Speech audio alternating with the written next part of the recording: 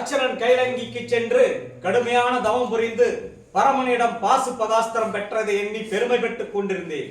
ஆனால் தேவலோகம் சென்ற அர்ச்சனன் இன்னும் வராமல் இருப்பதை நினைக்கும் பொழுது எனக்கு மிகவும் வேதனையாக இருக்கிறது. இதற்கு நீதான் ஒரு விளக்கம் சொல்ல வேண்டும். அண்ணா, தேவேந்திரன் அண்ணன் அர்ஜுனனை தேவலோகம் அழைத்துச் செல்ல சில காரணங்கள் இருக்கின்றன.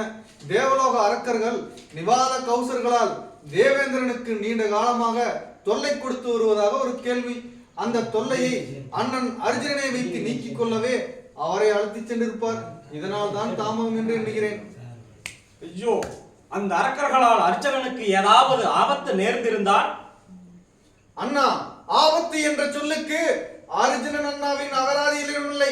தாங்கள் கவலைப்பட தேவையில்லை, சந்தோஷமாக இருங்கள். பாரிஜாத மலர் பறிக்க சென்ற பீமனும் இன்னும் வரவில்லை. இதை நினைக்கும் பொழுது எனக்கு அதைவிட வேதனையாக இருக்கிறது.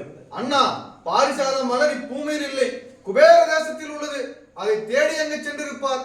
அதனால் தான் இவ்வளவு தாமதம். ஐயோ, இப்படி என்று தெரிந்திருந்தால் மலர் பறிக்க போகும் முன்னே தடுத்திருப்பேனே. குபேர தேசம் போய் வருவதென்றால் கூடிய காரியமா? அண்ணா, பீமண்ணா மனது வைத்தால் முடியாத காரியம் ஒன்றுமில்லை. இருந்தாலும் அந்த மலர் தோற்றத்திற்கு ஆஞ்சநேயரை காவலாக போட்டுள்ளார்கள். பீமண்ணா அங்கு சென்றிருப்பார். ஆஞ்சநேயர் வழிவிட மறுத்திருப்பார். இருவருக்கும் வாக்குவாதம் ஏற்பட்டு கைகலப்பு ஏற்பட்டிருக்கும். இருவருமே ஒருவர் சரித்தவர் அல்ல. முடிவில் இருவருமே கலைத்து ஒருவரை ஒருவர் விசாரித்திருப்பார்கள். இருவருமே ஒருவருக்கு உரித்தவர் என்ற உண்மையை தெரிந்து இருவருக்கும் உறவு ஏற்பட்டிருக்கும். இருவருமே சேர்ந்து பாரிசாத மலர் பறிக்க சென்றிருப்பார்கள். பீமண்ணா வந்து விடுவார், கவலைப்பட தேவையில்லை.